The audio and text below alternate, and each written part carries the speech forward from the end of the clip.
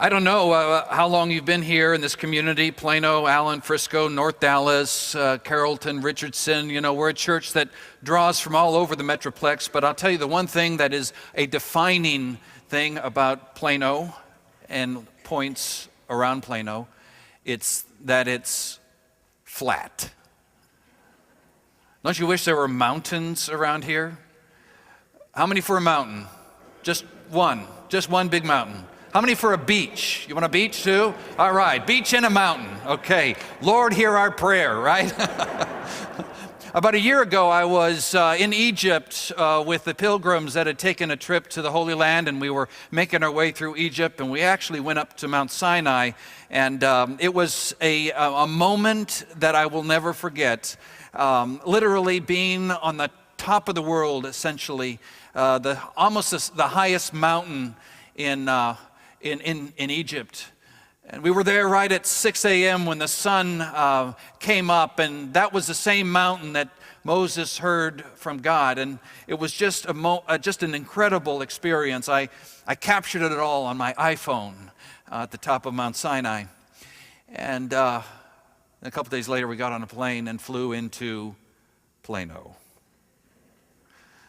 Level land. Flatsville. It's one of those things where, when we come from the mountains, if Fran and I are going to go on a quick vacation and we go up to Colorado, we come here and we say, you just can't see what you need to see if you live in Plano because it's flat. And you can see a little bit of the frustration that some of the developers, those that have put together the subdivisions have with Plano. They have named their streets for things that don't ever exist in Plano. One of the first visits I made in Christ Church when we started the church 24 years ago was to a couple that lived on Deep Valley. Where's that? Mountain Ridge. Fran and I moved to a subdivision. The developer was so frustrated with everything flat that he named all the streets where we lived after ski resorts in Colorado. We lived on Gunnison. We're next to Vail and Aspen and Snowmass. And you see things on a mountain you can't see anywhere else. It's called a vista. And today we go to the mountain. The center mountain point in the ministry of Jesus. And what I've prayed in my prayer before I read this was that you would see what I have seen in this. And that as you look in your life and you see all the questions and the turmoil and all the wonderment about what is going on in this world and all the things that we have to balance now and this new horizon that is out before the American population, I pray that you'll get the same sense and confidence that I got as I read this. So look at it, chapter 9, page 1000, verse 2. It starts this way. It says, after 6 days, and that is what we would call a timestamp. 6 days after what? Well, you can read that in chapter 8. And what 6 days is after that moment that Jesus laid out his future. And he said, look, in so many words, he said, look, it's not just about teaching. It's not just about preaching. It's not just about the wonderful miracles that you've seen. No, the Son of Man will go to Jerusalem, he says, and he will, on his way there, and he will get there, and he will be crucified on a cross, and he will be raised on the third day. And there was such an emotional reaction to that, it took 6 days to process. It was, in the language of our youth, TMI. Too much information.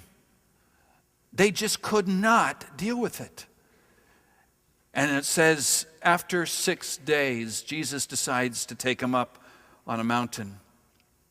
6 days of silence.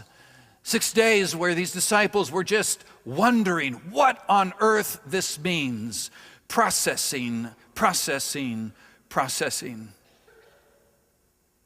You know what I'm asking you to do? I'm asking you to spend not 6 days thinking about this, but 40 days thinking about this. About the idea that the kingdom of God comes through the cross of Christ. To process that in your life. See it as a lens through which you can look at every single aspect. Process process, think about it, dwell on it, meditate on it, devote yourself with some time every single day to wonder about it. The church has set aside, since ancient times, a period of 40 days before the day of Easter, Sundays off, 40 days to ask you to get serious and go deep with your Christian faith. If you're not a Christian, you can participate by simply going as deep as you can, asking as many questions as you can, but it's called Lent, L-E-N-T.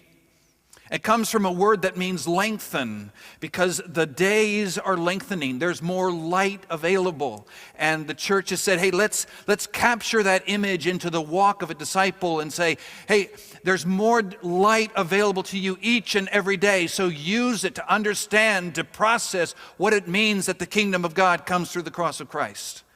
That's it. And here at Christ Church, we have we have a whole number of things we're inviting you to do. Today, for example, you'll get this book on your way out, By the Cross, a series of scriptures and devotional meditations written by our staff. There are crosses that you can, I feel like I'm making an infomercial, but there's crosses in the bookstore. But wait, there's more. If you act today, there's crosses in our bookstore. And the small groups are doing a study on commitment, and on their website, our famous prayer experiment is there. There's workshops on spiritual disciplines. I'm doing something on marriage in a couple of weeks. All of these things is a way of going deep, processing. Some people in the season of Lent make a small sacrifice, not to earn God favor at all, but they give up something, sweets or a meal or television. One woman a couple years ago gave up elevators. She worked on the 6th floor of an office building. Something that would be a regular reminder of the TMI that Jesus shared with his disciples, that the kingdom of God comes through a cross. In recent years, people have said they take on these disciplines, and more time in the morning, more time for Bible reading, and that's fine. But I just want to encourage you in the season of Lent, as the days grow longer, that you dedicate that time, that light, to going deep with this one idea, that the kingdom of God comes through the cross of Christ.